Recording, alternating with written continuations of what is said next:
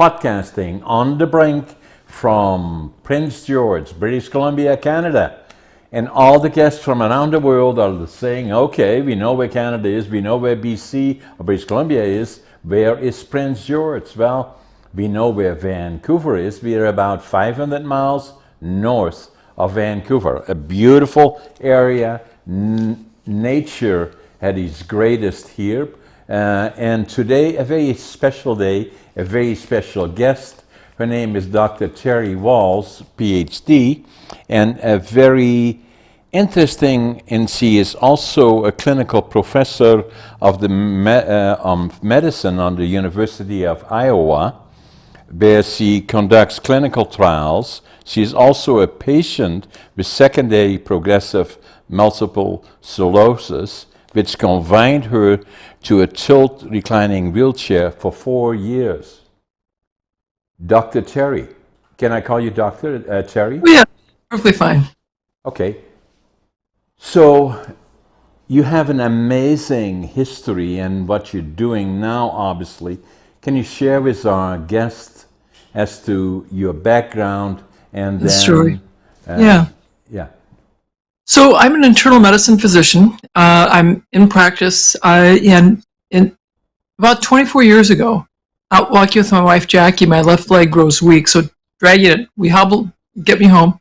I see the neurologist. He does an exam and says, Terry, this could be bad or really, really bad. And we start doing, the MRIs and the various blood work.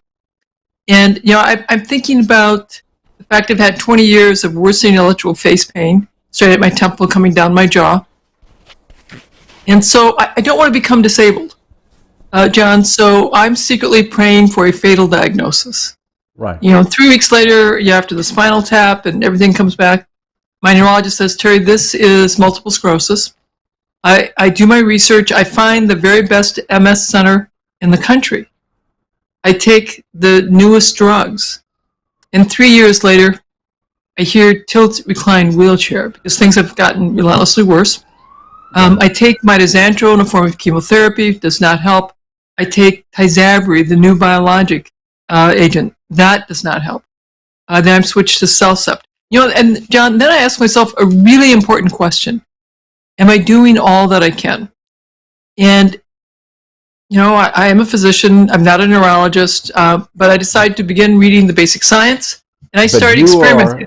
As a medical person, especially at your level, you are kind of an informed person, but not necessarily Absolutely. on MS, right? Right. So I go to PubMed, I start reading the basic science, the animal model studies for multiple sclerosis, for Parkinson's, for Alzheimer's, for ALS, for Huntington's. And I decide, John, that it's mitochondrial dysfunction that leads to the disability. So, again, more research and study, and I eventually create a supplement cocktail to support my mitochondria, and the speed of my decline slows. And I'm very grateful. So what you had a word there that I didn't quite understand. Oh, mitochondria. So okay. Mitochondria are the powerhouse for the cells. That's the cell needs a currency of energy to run the chemistry of life. Okay. And so for all of our cells, we rely on mitochondria to do that. Okay.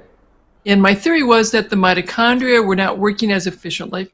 And that's what was causing the problems in the brain, the spinal cord, and why I was becoming more disabled. And I did, again, more study. I eventually create a supplement cocktail for my mitochondria. And I can tell I feel much better taking my supplement cocktail than if I don't take it. The speed of my decline is slowing. I'm still you declining. were now in a wheelchair as you're talking. I'm in a wheelchair. And I'm so weak, John, I cannot sit up anymore. Right. Fortunately, my brain is still clear. Ooh. So at work, I'm in a zero-gravity chair with my knees higher than my nose. And that's how I staff the resident clinic. And that's how I go to the Institute of the IRB. It's a committee that reviews research. And I'm on that committee. And I tell them, give me all of your brain studies, because I'm getting more and more comfortable reading the research. Right. adding to my list of supplements. I get a study using electrical stimulation of muscles for people who are going to be paralyzed, never walk again. And so I thought, could that help me?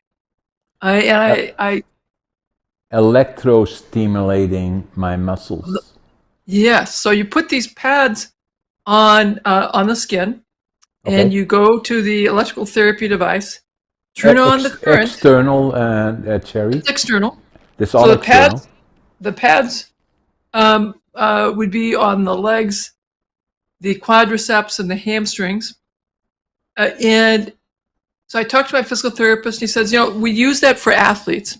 And yes, Terry, I can grow bigger muscles for you, but I don't know if your brain can talk to the muscles. I could be potentially making things worse if I add more weight to your legs that you can't use. Right. But he gives me a test session. It hurts bad. I mean, really quite bad. But when it's over, I feel great. He tells me it's from the endorphins that are released with the electrical stimulation. And so we start adding electrical stimulation to my little tiny workouts that I'm doing for my physical therapy. Right. My boss at the hospital calls me into his office and tells me he's sending me to the traumatic brain injury clinic, and I'll have to start seeing patients there, no residents. I'll be part of a multidisciplinary team. I'll start in January, so in about 3 or 4 months. And he describes the job, and I realize, okay, physically, I'm not strong enough to do that. But at that same time, I discovered the electrical stimulation. I've added that. I discover an organization called the Institute for Functional Medicine.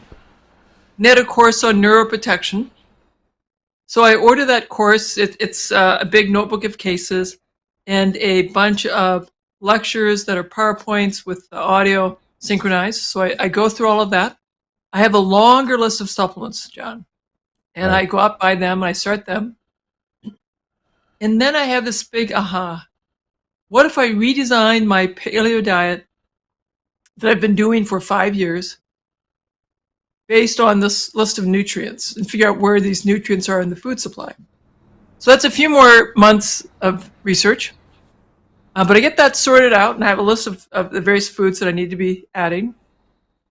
And I start this new way of eating December 26th. Now, for your listeners, what I want people to know is, my face pains have been getting progressively more severe. I'm beginning to have brain fog. I can't sit up. I can take a couple steps with 2 walking sticks. It's very clear to me that I'm on track to become bedridden by my illness. Yeah. Probably demented by my illness. Yeah. And probably have this horrible electrical face pain turned permanently on. Yeah. Now, I've got young kids. My son's 16, my daughter's 13. It's a lot. So I've redesigned my diet. So Ben, how long ago was that, Cherry? So I'd been a vegetarian for 20 years. Yeah. 2 years into my diagnosis, my neurologist talked to me about the work of Lauren Cordain. And I actually, got his book and decided that I would go back to eating meat, and I adopted the paleo diet. And I continued to go downhill, John, but I thought, I didn't know how long it would take to recover. It's like, and besides, I knew with progressive MS, recovery doesn't happen. And if all I do is slow my decline, that may be all I can do. So, and I had slowed my decline, or so it seemed. December 26th, 2007, I now have a very structured paleo diet of what I should be eating. 2007, you said, right? 2007. Yeah, 16 January years comes ago. along. I have to go to this new clinic. Yeah. No residents, me and my new partners. The first 2 weeks, I'm just watching. Yeah. The third week, I have to start seeing the patients on my own. Right. So Monday, I do that. I see my patients, write the notes, come home, and I tell Jackie it went okay. And by the way, honey, could I sit up in a regular chair for supper? Which I've not done in years. So, Yeah. so we let me sit up in a regular chair, have supper, and that goes okay. And then, the next day I go back to the hospital, go to the traumatic brain injury clinic, and do that every day. And then on Friday, I come home and I say, honey, I think I can do this. And then when I see my physical therapist, he says, Terry, you're definitely stronger. He has me start doing my exercises 10 minutes twice a day, then 15 minutes twice a day, then 20 minutes twice a day, then 30 minutes twice a day. And then, John, I start walking in the hospital with 2 walking sticks, So stunning my colleagues. so this thing that had happened then, correct me if I'm wrong, the electric impulses you were still using, and you Yeah. changed your diet. I changed my diet. I added the electrical stimulation. I decided that, I hadn't been meditating. I had learned meditation during college. I don't know why I stopped during medical school, but I did. So I finally went back to meditating. And yes, I had this long list of supplements. But the electrical stimulation made exercise much easier. I start walking with 2 walking sticks, then with 1 walking stick. And then in April, I tell Jackie I'd like to try riding my bike, which I hadn't done in 6 years. 2008 now, Yeah, Terry? 2008. Yeah, So we're April about 5 months into it. 2008. Yeah. Okay. Yeah. And Jackie says, well, honey, if things keep going well, maybe in the fall we can do that. Well, Right. 2 weeks later, on Riding Mother's your Day, bike. Yeah. on Mother's Day, I'm like, I really want to try riding my bike. We have another family meeting, and Jackie decides that, okay, we can try. So my 16-year-old son, who's 6'5", football player, said, Zach, you run alongside in the left. My 13-year-old daughter, Zebby, you run alongside in the right, and I'll follow. We all get into position, and then Jack says, okay, push off. And I bike around the block. And, Unbelievable. my 16-year-old boy, he's crying. Yeah. My 13-year-old girl, she's crying. I'm crying. Sure. Jackie's crying.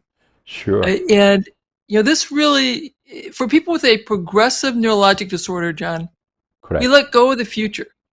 Yeah. You decide you'll just take each day as it unfolds. So even Yeah. though I was remarkably better, Yeah. able to walk, short walks, around the block, I was still taking each day as it unfolded. But the day I rode my bike, I realized that the current understanding of multiple sclerosis is incomplete. Correct. And who knows how much recovery might be possible. Right. And so I kept biking a little bit further. And come October, Jackie signed us up for the Courage Ride, 18.5 miles. And it was hard going 18 miles. But Right. man, when I finished that, my children were crying, Jackie was crying, I'm crying. And this fundamentally changes how I think about disease and health. So the general understanding, even among professionals, was that it is a progressive neurological disease that at best you can maintain at a level, but more than likely it will gradually disintegrate even further. And once you're to the level of where you have to sit in a reclining stool or wheelchair, then and you can barely sit up, you're well progressed to the point that the next steps are going to be much more difficult and may put you even to the point where you really cannot function anymore. Yeah, people with multiple sclerosis over time, 90% will convert to the progressive phase of the illness, needing a wheelchair. Eventually, it's difficult to sit up. You may lose your arms. And of course, there's a higher rate of cognitive decline, early need for assisted living, early need for nursing home care. So at one point, that from my perspective is that I go to the gym quite a bit. To give you just a bit of background on myself, I'm going to be 84 this year, in Oh, very November. good. Yeah, I was born in 1940, and I'm into fitness, physical, and my wife is vegetarian. I'm a vegan, and I'm also into bodybuilding. I'm also an author. I wrote about 4 books, and I'm writing one that is this one here. Can you see it? It's Living Young, Yeah, I Dying love Old. that. Yeah, pictures me. Yes. And so I'm now training to get to the gym and then to train at the Arnold's in 2025 when I'm 85. I'm the oldest competitive bodybuilder in North America. But that's not the That's very story. impressive, my friend. Yeah. What I wanted to share with you is that I was going to the gym this couple of years ago already. I was training, and there was one fella that would go to the gym on crutches, and he was really, really struggling, and he was there all the time, and there is a tendency for individuals not to interact because how you going to interact, but I'm not one of those. So I got Yes, to yes. know him a little bit, and I said, what happened? And he said, MS, so, and I said, I didn't know much about MS other than in a general Yeah. sense. And and I said, what happened?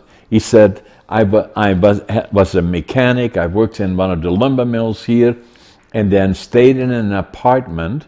And then one day he said, I said, how did it happen? It just had happened gradually. He said, John, the way it happened is I walked down, I took the elevator down to the bottom of the apartment. I walked to my truck. I barely put my hand on the door and I fell over.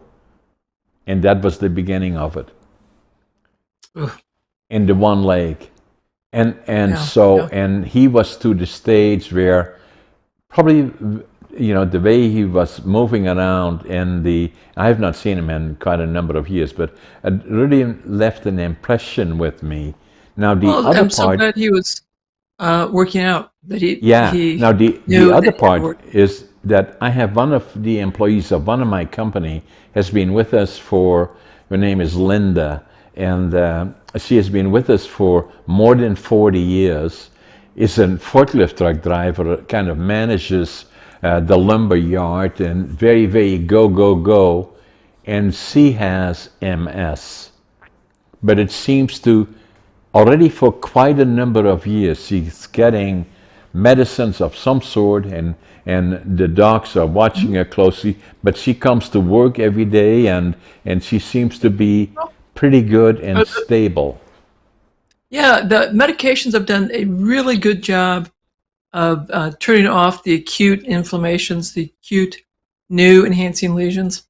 The medicines, however, don't do a good job of preventing that slow decline, that conversion Right, to the progressive phase of the illness. They've right, delayed it, the time to wheelchair by about 5 years. And right. so, you know, that's very helpful. Uh, the good news, John, is there's more research in terms of the benefit of diet, of exercise, of a mindful meditation program. And so, the ideas that I talked about early on, that you have to fix the nutrition. The standard American diet or the standard Canadian diet, full of added sugars, what we call ultra processed foods. So, foods that have really the nutrition stripped out of it, flour based cereals, pastas, breads, that the industrialized processing of food decreases the nutrition, and we're literally starving. So Right. here in the United States, I assume it's probably true for Canada Yes, I'm and, sure. and most westernized nations, 70% of the calories are from these ultra processed foods. We know in all the studies that diets high in that sugar, white flour based foods, higher rates of multiple sclerosis, higher rates of Alzheimer's, higher rates of Parkinson's, higher rates of anxiety and depression. That eating these As a radical as things, known as a result of Cherry. well, I think during World War II, we created a industrialized food process to make all of the rations for the soldiers and the military personnel. When the war ended, these food companies created these products for the newly liberated women of the world and said, use these. And so we have steadily outsourced our cooking. The vegetable consumption's gone steadily downhill, and the sugar and white flour consumption's gone steadily up. And that's ruining our health. So the interesting part about it, Terry, is that my wife will be watching this because this is precisely what she has been talking about for years and years. Mm-hmm. And it took me longer than her, but I'm probably vegan 90-10, and then she is vegetarian. And then the interesting part that you may find is that I do all the shopping, and so when I go to a store, I go to the outside of the store and I look for plant-based organic food, because everything else is processed, and we don't go there. The processed food companies, keep adapting, try and make ultra-processed foods that's okay for ketogenic eaters or paleo eaters, or supposedly healthy, but there's still ultra-processed. I'd much rather talk to people about these radical things known as vegetables, about the benefits of some seaweed, about the benefits of making sauerkraut and kimchi. It's a fun project, and we've got several quarts of sauerkraut brewing on our kitchen counter right now. I love it, and my wife will love it. Is that now the other thing is, so the last thing that we said about you is you were 18 kilometers on your bike. So what? How did you progress? Oh, actually, it was 18 miles. 18 miles on the bike. So a little further than the kilometers, but So how did you progress further to where? How are you doing physically today? Right now, so I'm up to jogging now, not fast. Unbelievable. So again, for all the listeners, in 2007, I couldn't sit up like I am here. I had to be in a zero gravity chair with my knees higher than my nose. And now in 2024, where you would expect, because I have secondary progressive MS, that I'd be continuing on the downhill track, but instead, what's happening is I'm continuing to get stronger. I strength train with body exercises, and I balance train. I swim, I bike, I jog. I decided that it's probably better to jog on the treadmill than over uneven ground outside. But John, I'm just so thrilled that I'm still making progress. And I'm 68 now. You reversed it in profound disability. Yeah. And then, John, the other thing that I want to stress is it's not just me. So we've done clinical trials. And then I teach people. I see people in my private clinic. We do a variety of online programs all of the time. And we've had other individuals with progressive multiple sclerosis also reverse their disability, go from walker to jogging. We've had people who, like me, profoundly disabled, unable to sit up, struggling to do their own wheelchair to toilet transfers or wheelchair to bed transfers, who were in their 50s. And we got them going on the diet. We got them going on meditation. We got them going on electrostimulation, physical therapy. Their physical therapist and their physician said, you have secondary progressive MS. You're not going to get better. And she said, yes, I am. Yeah. And we helped her get her programs going. It's 3 years. She was so proud. She said, I could stand 60 seconds. I could stand 2 minutes. That was a big deal. I was able to do my transfer to the toilet independently. I could get into bed independently. Then the next thing she was so excited about, I took 5 steps. And then I took 10 steps. And now she can walk in her neighborhood with her walker. Now she's not jogging yet, but she's definitely getting better. She's another Canadian, by the way. Oh, is she? Yeah. Amazing. Yeah. So yes, we help people, and I also do these clinical trials. We've done many clinical trials, studying a variety of diets. We've done the low saturated fat swank diet, the modified paleo diet, the ketogenic diet, and we're able to show that by helping people move away from their standard diet to any one of these diets, we can reduce the fatigue, improve quality of life. It takes about a year to see the walking improve as a group. Now, some folks will experience remarkable improvements very quickly within 3 months. Yeah. It's possible. So everyone who's listening, even if you have a profound disability, I want you to know that there are always things that we can do that can improve our circumstances. Where do they get information, Terry? If you come, so I have a website, terrywahls.com. That's TERRY Wahls, WAHLS.com. And we do a variety of programs. So we have pre-recorded programs, but we also have live programs. I'm doing one right now. Every couple of months, we've got a program that we do where people get the lessons, then have a chance to have a part of the live Q&A. And people really love that because they get to come in, ask their questions, or we have a discussion about some of the challenges that people are experiencing. Man, you have good technology there, John. Your team's really on the ball, so thank you. You guys are good. Yeah, we like it. Yeah. So it's not only for people with MS. It sounds to me, but it also relates to diet in a general sense.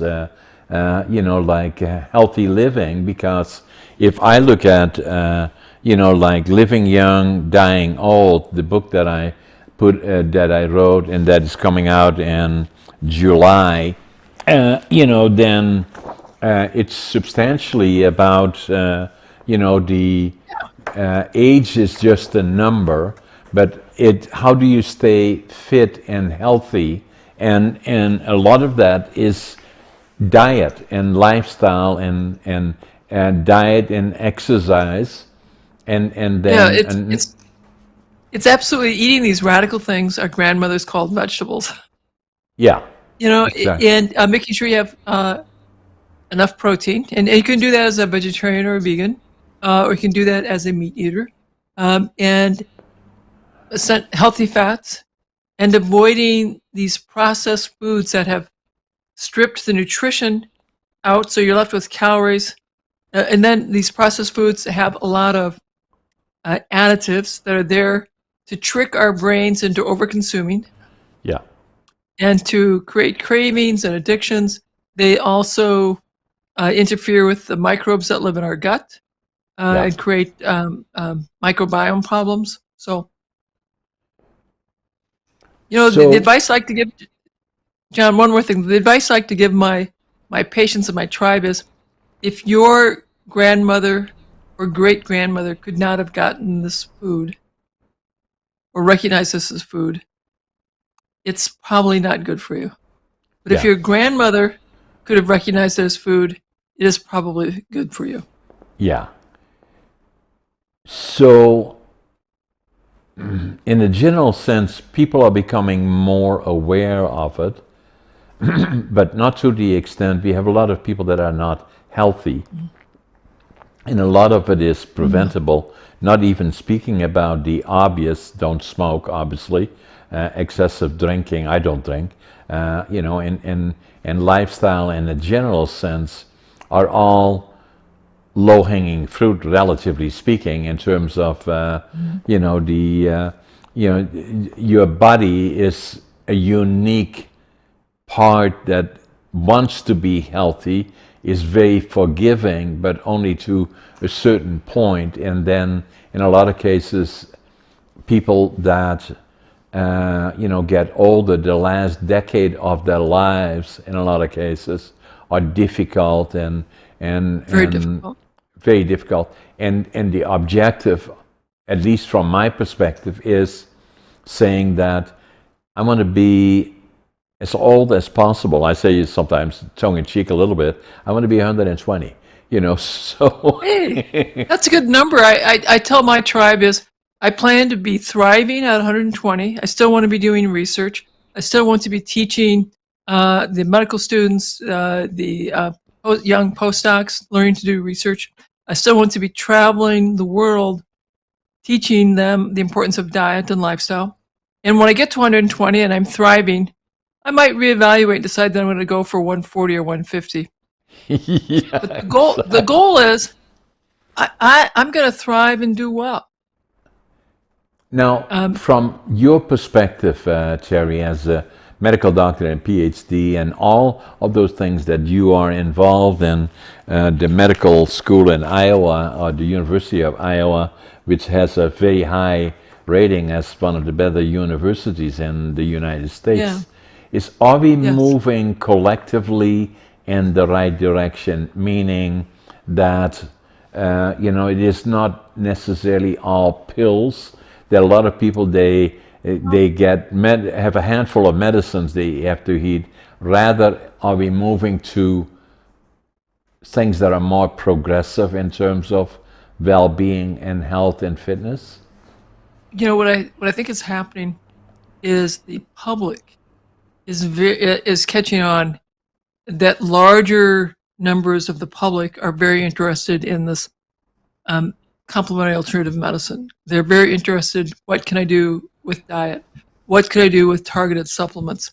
What could I be doing with lifestyle, my exercise? And they're expecting to have guidance and support for that. And if their medical team won't provide it, then they'll look for other practitioners who may be providing that. And yeah, it's part of why, part of what I do is I teach online courses so I can teach hundreds and thousands of people at a time how to begin this journey. I still want them to work with their personal medical team because as you improve your diet and lifestyle, your blood pressure improves, your blood sugar improves, your mood improves. And if you're on prescription meds, the doses that you need for these prescription meds will decline. And so I warn everyone, you have to talk to your personal physician, let them know that you're working on your diet and lifestyle so they can monitor your medications and make sure you're not over medicated, because very consistently we see people lose weight, blood pressures improve, blood sugars improve, the doses of the medications decline, and then eventually they're on fewer and fewer drugs. That is a very consistent finding. Right. And then at the same time, stay fit. Fitness is so important, and you don't have to I showed you a picture of, I'm a bodybuilder, but that's not the point that I'm making there. Is simply the reason that I do that is I want to go to the gym, and I started. I had in 2008. I was then 68, and I had a case of diverticulitis and a ruptured, and it got quite close to that. I came that close actually to not making it, and because I waited too long, and then that sent me a signal that I had to. Although my wife had been preaching it for a long time, diet and all the other kinds of stuff, I was pretty good, but not quite as good as I should be and could be. And so it gave me the message that I was just like a lot of other people, is that at the end of the year, we always say, okay, the end of the year, I'm going to do this, that for next year, this, that, and then I'm going to get a membership to the gym. and then we get the membership, and then 2 weeks later we can find 100 reasons as to why we have no time to go, and until the next year. Very common. So what I did is that I listened more closely to my wife, who's a vegetarian, and started looking towards my diet, and then at the same time hired a trainer and went to the gym and started training then. After I've been in the gym for about, and I take it very serious. When I'm down there, I'm there to work, so after I was there for 6-7 years, somebody came up to me, and now I was already well into my 70s already, and somebody said, "Hey, have you ever thought about competing?" And I said, "Me?" Okay. John, you have me curious. I want you to take off your shirt so we can show off your pecs. I can do that for you. It looks like you should. I think you should. Okay, let me do it. Yeah, I think that'll be super fun. Okay, there you go, Don't worry, guys. I'm leaving my shirt on, everyone. So I'm just going to take off my thing.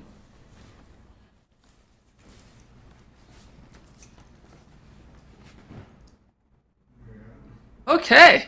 Hey, man, you're looking good. Very nice, very nice. All right. I'm still working on it, but I'm going to be competing with Arnold, and the Arnolds in 2025, and I'm 85. And I've been contacting Arnold, and I said, I need you on my podcast, and I want to be competing with you and the Arnolds in 2025. And Did he say yes? He hasn't responded to me yet, and so what I'm saying to him is, Right. I'll be back. Oh, So I looked okay, huh, for 84-year-old. that is very good. Yeah. That is very good. So what happened then? So then I started thinking to myself, yeah, maybe, why not, right? So it gave me then a goal, and going to the gym, and then started to do it in a serious way, and then started competing, and then in northern British Columbia, I started competing here in the north, and in my class I came in second in bodybuilding, third in physique. That qualified me for the provincials, and there I came third in bodybuilding, second in physique. That qualified me for the nationals and the Arnolds. And so, yeah, so the point that I'm making is that kind of changed my life, because now all of a sudden, I became more progressive in terms of diet, but also in terms of fitness. And the beauty of fitness is that once you start doing it and you see a result and you stay the course, it makes you feel better. Mm-hmm. And so that alone is already very, very rewarding. And so what I say to people, if they hear what I'm doing and trying to be a competitive bodybuilder, which I am, then I say you don't have to do that, but at least at a minimum, walk 20 minutes a day or a half an hour a day, and then keep doing it, enjoy it, and you will see the results. Correct. I mean, and I for the people with a neurological problem, I stress that moving your body, being sure that stuff that you enjoy, it will be very helpful. And there are many kinds of exercises that will be good for you. Yes. It's not that there's one perfect exercise. I need it to be fun for you, and certainly stretching, balance, strength, aerobic. Those 4 components are ideally what I'd like to see in your workout. But the first thing is begin moving, have fun. If you can find somebody to exercise with, that will make it more enjoyable. For me, it's always worked out best to wake up, meditate, and then go do my workout, and then get on with my day. If I work out first thing in the morning, I am much more consistent. Yeah, and I agree with that, Terry. And the other part is sleep is important. And I try to have Yeah. 7 to 8 hours sleep a night. And, so, yeah. Well, I'll confess, sleep has always been difficult for me. I always have had ideas, lots of plans. And so when I was younger in my life, I thought, okay, if I only have 4 hours of sleep, that's fine. I have a lot that I want to do. I now know, of course, that is really bad for me. So now that I've paid much more attention to, I have to have a consistent getting up time, a consistent winding down time in the evening. And if I wake up during the night, I do meditations during the night. And so now my sleep is much better. I'm much more somewhere between that 6.5 to 8 hours. Yeah. But it began first with realizing I have to take care of my sleep. Yeah. And the first step is going back to you get up at the same time of day Yeah. every day, 7 days a week. That's very helpful. Yeah. And to have a consistent winding down routine at night. Yeah. Yeah, I like that. And so what I usually do is I'm rather, I was academically not a success story. I failed grade 3. I failed grade 7 3 times in Holland. And then they said, what are we going to do with this guy? I failed grade 7 3 times. And so they said, my parents were beautiful people. And so they said, send him to a mentally challenged school. And they said, no, we're not going to do that. So we'll get him at 13.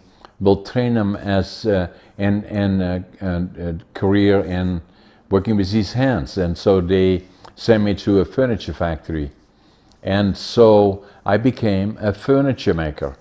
Now, the other part about me is that I was born in Holland in 1940 during the war, saw far too much that we should not have seen, and then we were liberated by the Canadian Army April the 12th, 1945. It made such an impression on me at 5 years old that I always knew I was going to the land of my heroes, Canada. And then my dad worked in the lumber industry and my grandfather was a master carpenter. Then I always felt somewhat that, because kids are sometimes hard on each other, all those friends that I had in grade 7 and other friends that went on to college and university, I became a laborer. And they looked down, I'm proud of that today, but then I was kind of looked down at. So I felt I wanted to go to the land of my heroes. I wanted to start with nothing, and I was going to build my own lumber mill in northern British Columbia. And so I came to Vancouver in mid-July. I couldn't speak the language, didn't know a soul, didn't have a job, and talked to somebody at the immigration department and told them what I wanted to do. I wanted to build a lumber mill, and they said, go to Prince George. In central British Columbia, it's a boom town. They're building lumber mills and all those kind of things. And so I did. I had a suitcase, 3 books, 2 sets of clothes, and then I had, my coming with the Greyhound here, I can still see it about 3 blocks away from here. So with my suitcase, as I said, 3 books and 2 sets of clothes, and I counted my money at least 3 times. I had exactly $25.47. Wow. But what I did have is, though, I had always, even going through all the ups and downs, I always had a positive attitude. I had always passion, but I give it 150% what I do. And then work ethic, I work harder. Even now at nearly 84, I usually get up at 5:30 in the morning. I always think I'm late, and I always make my bed, and then every day is a good day in my books, and if things are a challenge, then tomorrow will be better. It took me 32 years after being here since 65, in 1997, that I went into a bookstore and I picked up a book. I still don't know why. The title of the book was Driven to Distraction, written by Dr. Halliwell. And it was about ADHD. And then I said, oh my God, that's me. And so the more I found out about ADHD, the more I found that the frequency of occurrence much higher than was indicated initially, was at least 20%. And so you are podcast number 251. I had the opportunity to interview my friend Dr. Halliwell, who wrote 18 books, is a doctor, Oh, yeah. has 5 books on distraction, and I interviewed him at my podcast 203, on the Brink 203. And so while we were discussing his book, he wrote the book in 2093, and so I bought it in 1997, and and there, nearly 25 years later, I had him on my podcast. So we talked about the frequency of occurrence. I said to him, I believe that the frequency of occurrence is probably closer to 20%. He said, no, John, closer to 25%. And then the other thing I said to him is that from my experience, that I believe among successful, and the operative is successful, entrepreneurs and CEOs, the frequency of occurrence is likely 50%. He said, no, John, more than 75%. And I agree with them. So that was another part of my life. And then I call it a superpower. And so I wrote a book about it, ADHD Unlocked. Oh, sounds interesting. Yeah. Let's check that out. So I just wanted to share that with you, Yeah, I think there's a fair amount of similarities. I grew up on the farm. We had to get up at 5 or 5:30 every day. Went off to college. I continued that, and life is hard. And you either realize life is hard and you just say, "So what? So I'm just going to keep doing all that I can," or you complain. When I was growing up as a kid, if you complained, you got more chores. Yeah, exactly. Yeah, that's So right. we learned very early on to not complain. Like, okay, you just do the best you can. Yeah. And then expectations were different as well, obviously. And I always kind of look back, Terry, to the past, although there were challenges along the way and during the war years in particular and other times. But I believe that became a foundation for me that allowed me to do the things that I'm doing today. And, and then ADHD to me, although I discovered it late in life, but it kind of made me realize as to why I had struggles in particular with attention issues, and traditional schooling systems didn't work well for me. But I learned in other ways, and I've written already 5 books, and then I've been successful in business. And but at the same time, I call it a superpower, and I've been very proactive in speaking about it. Good for you. Now, before we go, I still want to know more about what's happening now in your life in terms of you are medically. So medically, I'm doing extraordinarily well. Right. And when I see my neurologist, he continues to be impressed that, I continue to get steadily better, stronger, doing well, which of course, very unusual for someone with secondary progressive MS to be continuing to improve into their 60s. I'm 68. I'm not 85, so I'm a spring chicken compared to you, my friend. Well, you did great, in my opinion. But thank you. Especially considering all of that, Terry. All that stuff that I've gone through. Yeah. And then we've done many clinical trials. We have a study right now comparing the ketogenic, paleo, usual diet, and to learn more and be part of my clinical trials, you can go to terrywahls.com/MS study. And there's a link there where you could complete this, the survey and be part of our patient registry. Because people in our patient registry, when we have a new trial coming up, we'll send an email out and notify folks. So that's exciting. I have a couple more trials that we are writing, applying to our IRB so that we can hopefully get those going later yet this summer. A study looking at can we improve vision. So I'm very excited about that. And then we're going to have a big patient registry where people will be able to register and be part of our database for clinical trials. And again, if people just go to terrywahls.com, we'll have links to our survey, our studies as these new studies are opened up. So what makes it unique in your case, in particular, being a medical doctor and and teaching at the still at the University of Iowa, and you become a model or an example of something that was thought could really not be done. You virtually. We've changed. We're changing the standard of care.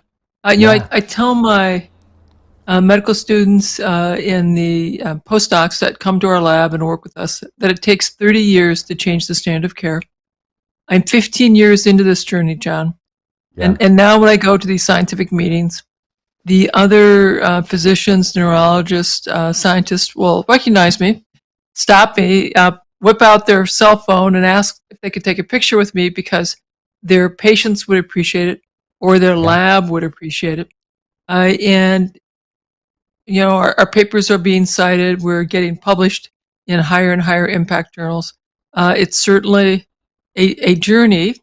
We have another 15 years before it will become the standard of care, such that all the neurologists will be told that yes, we have FDA-approved drugs, but just as important, people have to fix their diet. They need to exercise. That we have to address lifestyle factors. Very, very important. And that may also apply to other considered be progressive diseases other than absolutely. MS. Right? This is very important for avoiding Parkinson's, for avoiding Alzheimer's, for avoiding diabetes and those complications. If you want to thrive to 80, thrive to 100, thrive to 120, then this is all about our choices with food, our choices with sleep, our choices with exercise. And especially as it relates to the last decades of our lives, that they don't have to be difficult. They can be everything that you do normally in normal life. We want to be able to play with our children and our grandchildren and our great-grandchildren. And I'm very, very excited to tell you, John, I'm now a grandmother. So this afternoon I was over visiting my grandson, holding him, cuddling him, telling him about all the fun that we're going to have. Amazing, eh? And especially if you look back and especially in your journey where that looks so dim and so difficult. Now the other part, Terry, that I find so amazing is that are you in Idaho now as we speak? No, I'm in Iowa. In Iowa. So there you are, sitting here looking at technology, sitting on a podcast where I'm in Central British Columbia, you're in Iowa, and the beauty of it is here we have a discussion about these amazing tools, things that we're talking about, like MS and medical issues and diets and all the other things that it can improve quality of life and things that people thought could not be done or were not possible, that we already know as we are watching this, that tens of thousands of people are watching us around the world.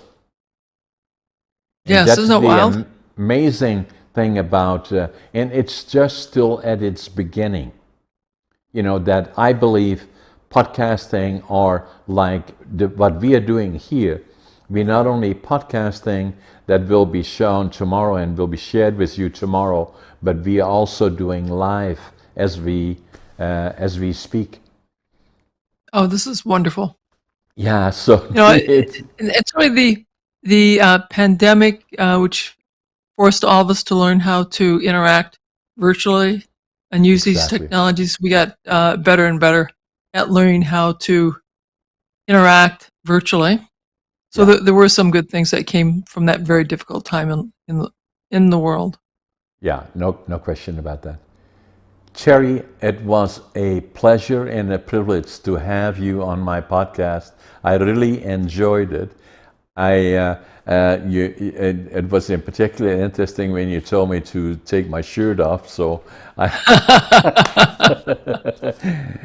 Cherry, Well, it was. I think you could go on the stage with Arnold, and I think you could win. I like it, Cherry. It was a privilege, and I really enjoyed our podcast. And let's make sure we stay in touch. Sounds wonderful. Thanks, Terry.